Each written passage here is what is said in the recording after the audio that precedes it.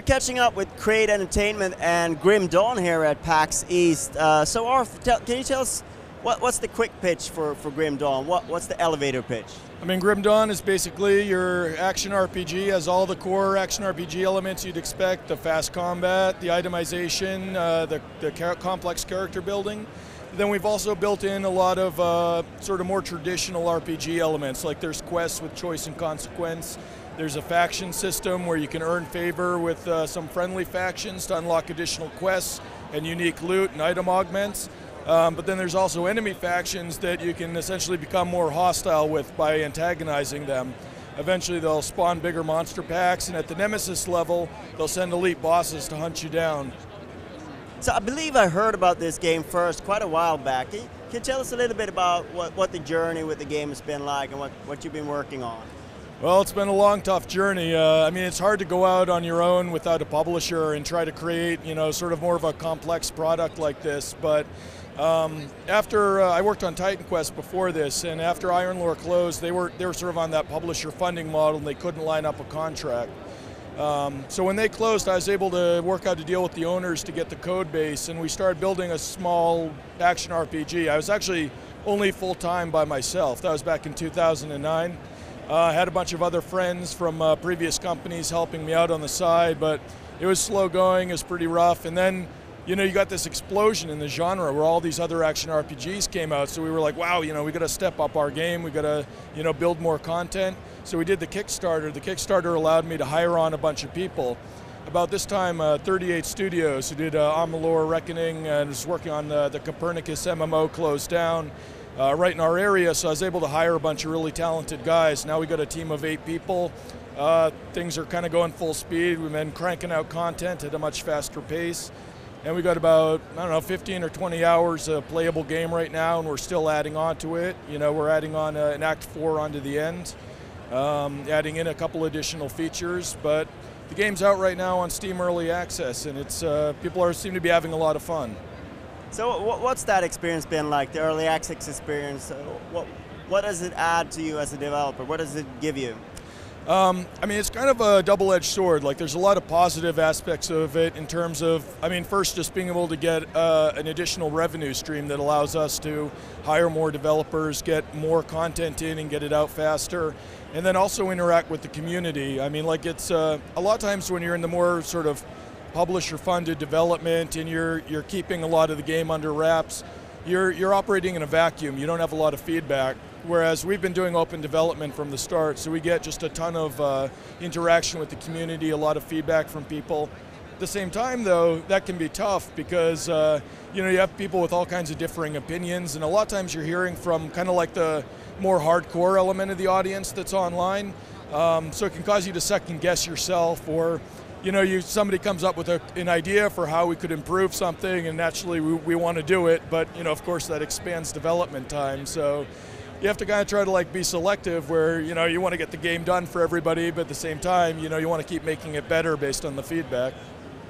And I guess we haven't sort of touched on the sort of the setting and sort of the lore of it. What can you tell us about that and the world that is Grim Dawn? Sure. So we tried to go for a really gritty apocalyptic feel. The game is set in sort of a Victorian era where there's this once sprawling human empire, and basically through deceit and betrayal they were infiltrated and eventually overcome by this ethereal race. But then another supernatural power came in, sort of the enemy of the ethereals, the Chthonians, and humanity got caught in this clash between two great powers and essentially decimated.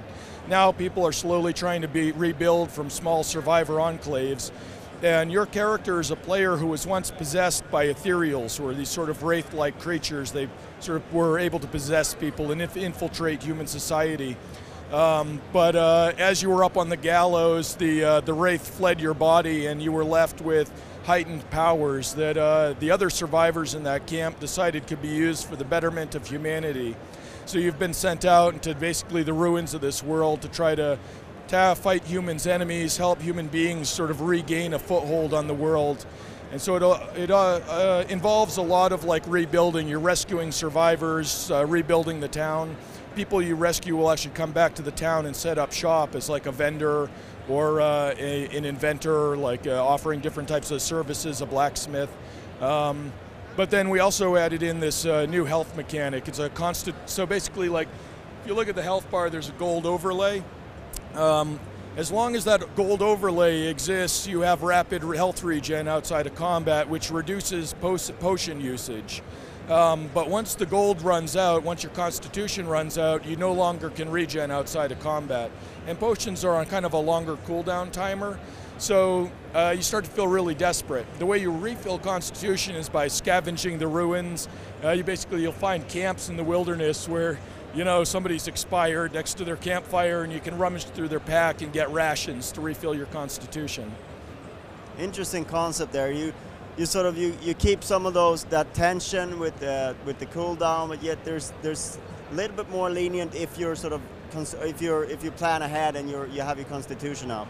Yeah, and it's one of those things where like a lot of times you'll find these ration packs sort of on the periphery of the world, like in old houses or in like little human camps where you can sort of tell somebody tried to set up a camp off in the corner of the map where they thought they'd be protected, but they didn't make it.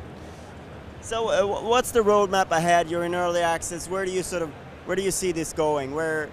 I guess you maybe don't have a finish date in mind, but what's ahead? Well, we're looking to finish it up this year. I mean, we're thinking probably late fall.